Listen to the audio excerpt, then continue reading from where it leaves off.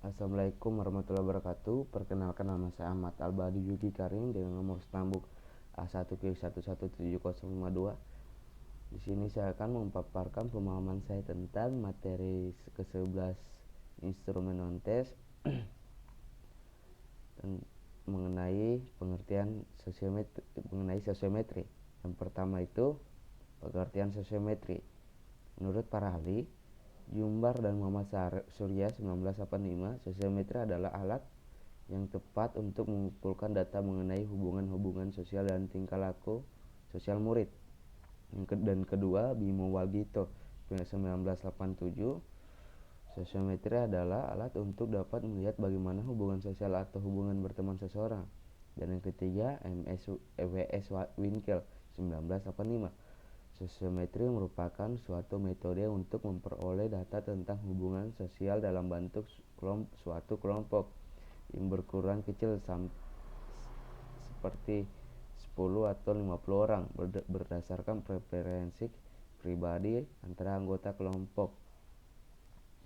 Dan yang keempat, Dewatut Soekardi 1983, sosiometri adalah suatu alat yang digunakan mengukur hubungan sosial dalam kelompok. Sosiometri adalah alat untuk meneliti struktur sosial dari suatu kelompok individu dengan dasar penelahan terhadap relasi sosial dan status sosial dari masing-masing anggota kelompok yang bersangkutan. Metode sosiometri adalah suatu metode pengumpulan data serta analisis data mengenai pilihan komunikasi dan pola instruksi antara individu kelompok. Dapat dikatakan bahwa sosiometri adalah kajian dan pengukuran pilihan sosial. Sosiometri juga disebut sebagai sarana mengaji tarikan atau traction dan tolakan atau repulsion anggota suatu kelompok. Dan yang kedua, macam-macam sosiometri. Tes sosiometri ada dua macam, yaitu yang pertama, tes mengharuskan untuk memilih beberapa teman dalam sekelompok sebagai pernyataan kesukaan untuk melakukan kegiatan tertentu bersama dengan teman-teman yang dipilih. Dan yang kedua, tes yang mengharuskan menyatakan kesukaan atau ketidaksukaannya terhadap teman-teman dalam kelompok pada umumnya. Tes sosiometri jenis pertama paling sering digunakan di institusi pendidikan dan tujuan meningkatkan jaringan hubungan sosial dalam kelompok. Sedangkan jenis yang kedua jarang digunakan, dan ini pun untuk mengetahui jaringan hubungan sosial pada umumnya saja. Dan yang ketiga, ciri-ciri sosiometri. Berikut adalah ciri-ciri penggunaan angka sosiometri atau tes sosiometri terkait pada situasi pergaulan sosial atau kriterium tertentu. Yang pertama, dijelaskan kepada siswa tergabung dalam suatu kelompok, misalnya suatu kelas, bahwa akan dibentuk kelompok-kelompok lebih kecil 4 atau 6 orang dalam rangka mengadakan kegiatan tertentu seperti belajar kelompok dalam kelas, rekreasi bersama.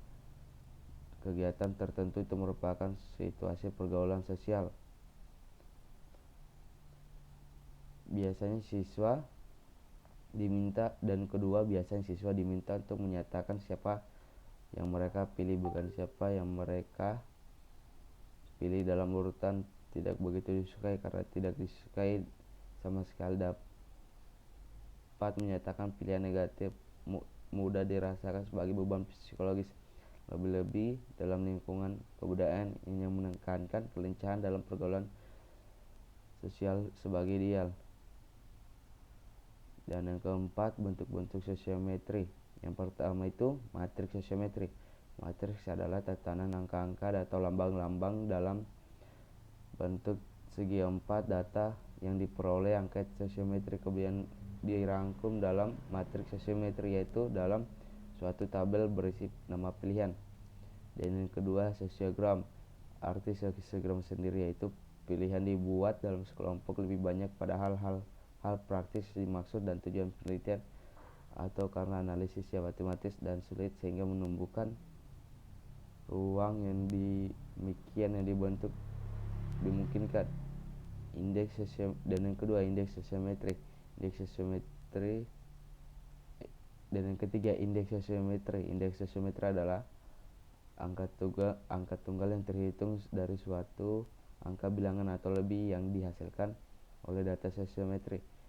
Dan yang kelima, fungsi dari sosiometri. Yang pertama, sebagai alat untuk meneliti struktur sosial dari suatu kelompok individu dengan dasar terhadap relasi sosial dan status dari masing-masing anggota kelompok yang bersangkutan.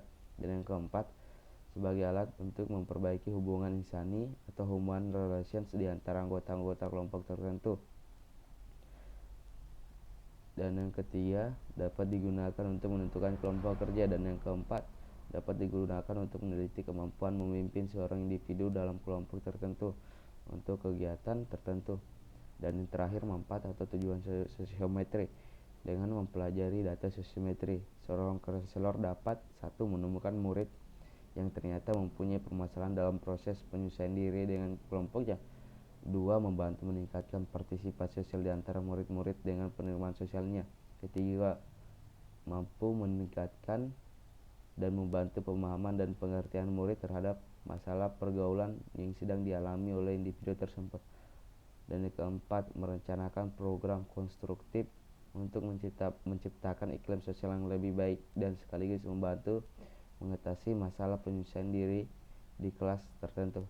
Mungkin itu saja pemahaman saya tentang materi sosiometri ke-11 dari instrumen non-TES dalam BK. Assalamualaikum warahmatullahi wabarakatuh.